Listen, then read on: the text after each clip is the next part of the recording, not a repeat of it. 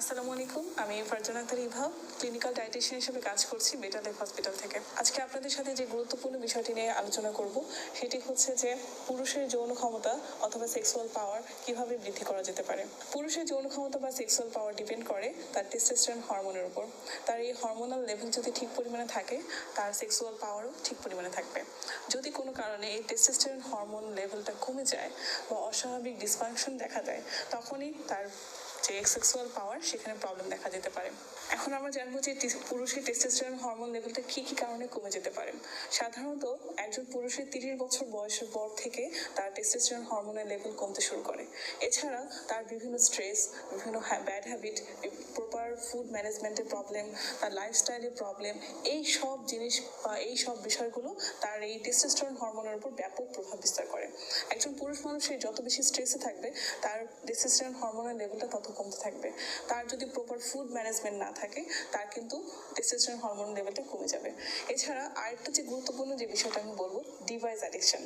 একজন পুরুষ মানুষ সারাদিন সে ডিভাইসে অ্যাডিক্টেড থাকে, অ্যাডিক্টেড না, তার বিভিন্ন কাজের কারণেই তাকে ডিভাইসে ইনভলভ থাকতে হয়।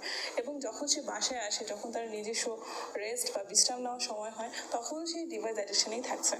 এই প্রবলেমগুলোর কারণে তার প্রপার ঘুম হচ্ছে না। আর ঘুম হচ্ছে এমন একটা ইম্পর্টেন্ট বা গুরুত্বপূর্ণ বিষয় যেটা আমাদের বডির হরমোনাল সাইকেল ঠিক রাখতে সাহায্য করে। যখনই দেখবেন যে আপনার টেস্টোস্টেরন হরমোনের লেভেলটা কমে যাচ্ছে, তখন আপনি কিভাবে বুঝবেন? আপনার ভেতর থেকে আপনার দুর্বল লাগা শুরু করবে, অবসাদ লাগা শুরু করবে, আপনার মেজাজ খিটখিটে হয়ে থাকবে, চুল পড়া প্রবলেম হবে, ইত্যাদি আরও নানান ধরনের প্রবলেম দেখা দেবে। যখনই আপনি এই সিমটমগুলো আপনার মধ্যে দেখতে পারবেন, আপনি দ্রুত একজন হরমোন বিশেষজ্ঞ ডাক্তারের শরণাপন্ন হবেন এবং আইডেন্টিফাই করবেন যে আপনার টেস্টোস্টেরন হরমোনের লেভেলে কোনো সমস্যা আছে কিনা। যদি থাকে, তাহলে অবশ্যই আপনাকে প্রপার মেডিকেশন নিতে হবে, আপনার লাইফস্টাইলে চেঞ্জ করতে হবে, আপনাকে ডিভাইস অ্যাডিকশন থেকে দূরে থাকতে হবে। ধূমপান যদি করে থাকেন, অবশ্যই ধূমপান থেকে বিরত থাকতে হবে। যদি অ্যালকোহল পান করে থাকেন, সেই অ্যালকোহল থেকে আপনাকে বিরত থাকতে হবে।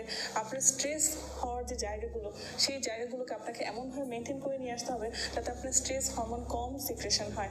স্ট্রেস হরমোন যখনই আপনার কম সিক্রেশন হবে, তখনই আপনার হরমোনাল যে প্রবলেমগুলো সেটা অনেকটাই সলভ হয়ে যাবে। বিশেষ করে টেস্টোস্টেরন হরমোনের লেভেলটা অনেকটাই স্বাভাবিক পর্যায়ে চলে আসবে। এক্ষেত্রে আপনি খাবারের মাধ্যমে কিভাবে ম্যানেজ করতে পারেন?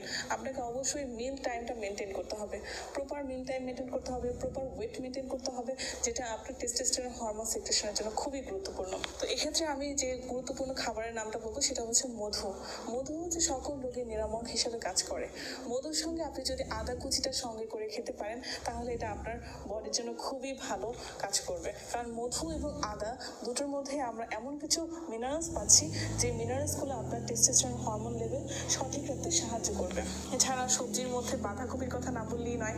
বাঁধাকপিতে এমন কিছু উপাদান আছে যেটা আপনার টেস্টোস্টেরন হরমোন লেভেল ঠিক রাখতে সাহায্য করবে।